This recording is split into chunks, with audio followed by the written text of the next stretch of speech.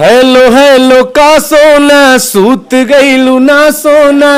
Hello hello का सोना सूत गईलू ना सोना कि तहरा बिना नींद आवे ना हो।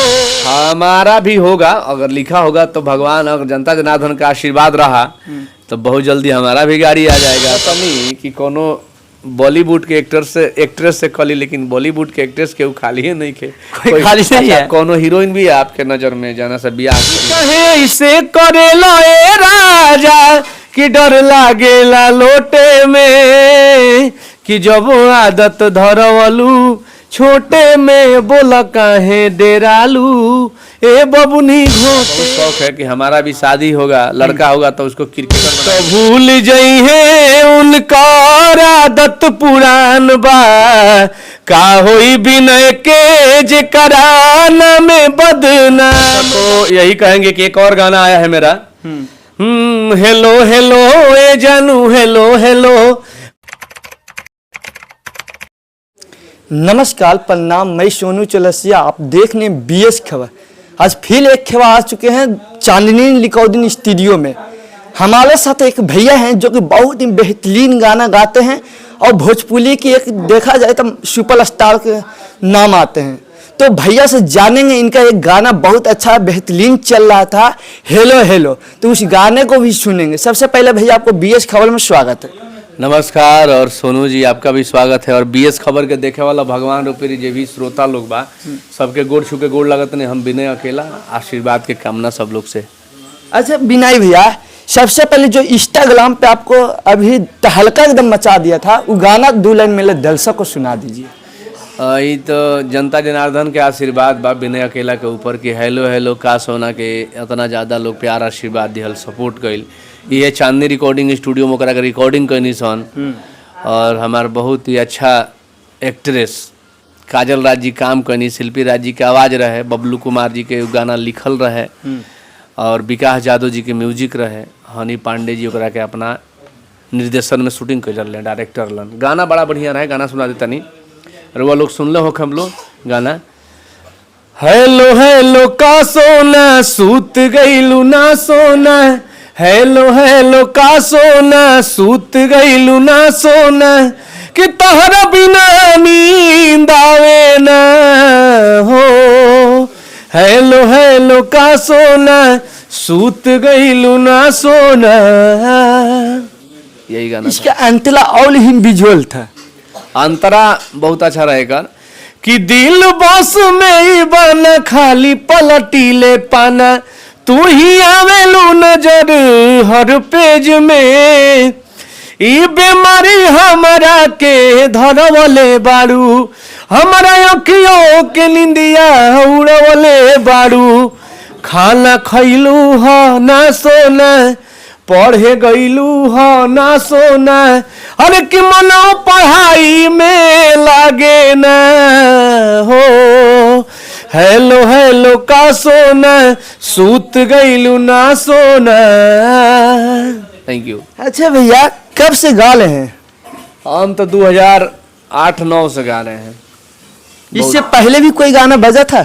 बहुत बड़ा बड़ा हिट गाना दिए हैं, जैसे कारी कारी अखिया से कोके कलाकारी, जब आदत लगौलू छोटे में, काहे डेरालू बबनी घोटे में। सुनाइए तो एक दूगो। उनका तो बहुत सारा गाना ऐसा है जो कि जनता जनार्दन के द्वारा हमको प्यार आशीर्वाद सपोर्ट मिला है। गाना था एक कि कहे ऐसे करेला ए राजा कि डर लागेला लोटे में, कि कहे ऐसे करेला ए राजा कि डर लागेला लोटे में, कि जब आदत धरवलू छोटे में बोला काहे डेरालू ए बबुनी घोटे में, यही गाना था। अच्छा भैया, इतना आपको गाना बज रहा है, ठीक भैया। मगही और भोजपुरी के तमाम लोग बड़े बड़े चीज खरीद रहे हैं। कोई स्कॉर्पियो खरीद ले, कोई मकान बना ले, आप क्या बनाएंगे? हमारा भी होगा, अगर लिखा होगा तो भगवान और जनता जनार्दन का आशीर्वाद रहा तो बहुत जल्दी हमारा भी गाड़ी आ जाएगा। कब तो बनाते हैं, सब कोई दुकान बनाते हैं, सामान बना रहे हैं। सामान, इज्जत सामान। अच्छा एक दूगो और सुनाइए थोड़ा। बहुत सारा ऐसा गाना है, कितना गाना सुनाई रुआ के? सुनाइए ना, दर्द वाला एक कागज सुनाइए ना। दर्द बड़ा तोहरो प्यार भइल बा केहू से ना? ना ना ना, सुनाइए ना, अच्छा लगता है। अच्छा, तू केहू से प्यार कैले बड़ा? नहीं, आप किए हैं कि ना? हमार तो बहुत प्यार बावे, अनगिनत। दर्शक से ही? हाँ, दर्शक से प्यार बावे। अच्छा सुनाइए। धीरज धाकर जी एगो हैं, वो भी बहुत प्यार करते हैं। उनके ऊपर एक गाना हम लिखे थे, उनका बेवफाई जब हुआ था तो एक गाना लिखे थे, हम एक गाना गाए थे। अरे ऊ तो भूल जई है उनका आदत पुरान बा, का होई बिनय के जे कराना में बदनाम बा। ऊ तो भूल जई है उनका आदत पुरान बा, का होई बिनय के जे कराना में बदनाम बा। कि जौन सोचले न रही ऊ देखवले बाड़ी हो, ई दीवाना के सपना जरा के जाके दोसरा के अंगना सजवले बाड़ी हो। ई दीवाना के सपना जरा के जाके दोसरा के अंगना सजवले बाड़ी हो। शादी किए हैं कि नहीं? शादी नहीं किए हैं, सोच रहे हैं कि हम भी कर ले शादी। घर के लोग के बहुत प्रेशर बा, का करी। एक्टर से कीजिएगा कि अलग?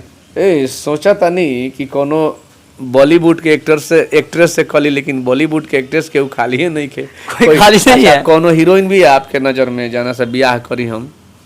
आप न सोचिएगा, मेरे नजर में तो अभी कोई नहीं है खाली। बताइए कोई ऐसा बताइए एक्ट्रेस जिसको मान लेते हैं कि लाइन मारेंगे, पटाएंगे, फिर आगे बात बढ़ेगी, ब्याह होगा। मेरे दर्शक लोग बताएंगे कमेंट में आप। हाँ, ब्याह हुई, लड़का हुई सन, फिर आपको बुलाएंगे, सोहर और पति होगा तो। अच्छा, दर्शक को क्या कहेंगे? दर्शक कोई बड़ा धमाका? दर्शक को यही कहेंगे कि एक और गाना आया है मेरा, हेलो हेलो ए जानू, हेलो हेलो, खाली हेलो हेलो कके जान फोन काट देलू हो। जब दोबारा कॉल कैनी ये जान हमके डांट देलू हो। हेलो हेलो ए जानू, हेलो हेलो। ये भी गाना आया हुआ है श्रेयस म्यूजिक से, तो रउआ सब जाई देखी। और अनगिनत गाना अभी फटाफट वायरल भोजपुरी से वो गाना रिलीज भइल बा हमार, बहुत बढ़िया, बहुत अच्छा गाना। अरे अब नहीं सूतब सैया तोहरी से जरिया, बथे लागी भोरही कमरिया बलम ए हो। कि अब नहीं सूतब सैया रौरी से जरिया, बथे लागी भोरही कमरिया बलम। तो बहुत सारा गाना कंटिन्यू रिलीज होता है हमारा हर 4 दिन 5 दिन पर। अभी तो इंडिया पाकिस्तान के लड़ाई होत रहला, पाकिस्तानी कुछ पगलाए रहा सन, कुछ ठुका गए सन, कुछ चल गए सन, तब तनी पाकिस्तान डरा गई बा। नंगा भिखमंगा देश सारा पाकिस्तान। जब तनी मनी इंडिया के लोग शांत होला तो लागेला अपन अथी देखावे, आ जब इंडिया रेलाई करेला तो एकदम शांत हो जाला। तो ओकरा के चलते हर कलाकार के गाना रिलीज नहीं के होत, कुछ लोग के सारा लोग न्यूजे में पड़ल भाई। आप गाना छोड़िए, जब आईपीएल ही बंद हो गया था। आईपीएल देखे लो? अभी नहीं अगर फैन हुआ, हम आईपीएल देखने नहीं करते, कहा कि हमको इससे छुट्टी मिलेगा तब ना। कि झूठ बोले? आगे काम देखेंगे, आगे आईपीएल देखेंगे। आईपीएल भी देखना जरूरी है देश के हित में। देश के सबसे बड़ा खेल आईपीएल हो गया है ना इस समय। क्रिकेट हो गया, सॉरी क्रिकेट। राष्ट्रीय खेल तो हॉकी है, लेकिन अभी तो ज्यादा फेमस है। हाँ, एक हमारा लड़का है वो भी बहुत क्रिकेट में अथी रखता है, टोनू नाम है उसका, वो भी देखते रहता है पूरा क्रिकेट। आप देखते हैं कि नहीं? हम भी देखते हैं। किनका फैन है? हम विराट कोहली के। सन्यासी लेने वाला है, सन्यासी लेने वाला है, संन्यास लेने वाले हैं, लेकिन हम भी विराट कोहली के फैन हैं। हमारा भी ऐसी हमारा बहुत शौक है कि हमारा भी शादी होगा, लड़का होगा तो उसको क्रिकेटर बनाएंगे। तो आपका भी बहुत शौक है? जी बहुत शौक है। आपका ब्याह होगा तो आप बनाइएगा कि नहीं?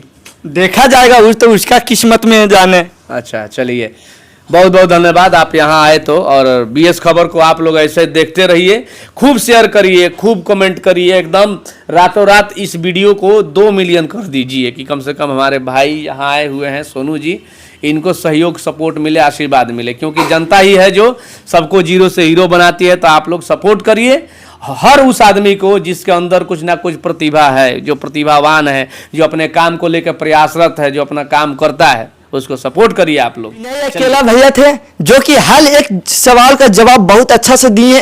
बाकी इनके ऊपर क्या सोचते हैं, इनके गाने के ऊपर क्या सोचते हैं, कमेंट बॉक्स में बताइएगा। आगे भी ऐसे ही आगे भी बहुत ही धाकल धाकल गाना लाने का प्रयास कर रहे हैं। ऐसे ही तमाम कलाकारों से मिलाने का प्रयास हमको हमेशा लाता है, आगे भी रहेगा। तब तक देखते रहिए BS खबर। जय हिंद, जय भारत।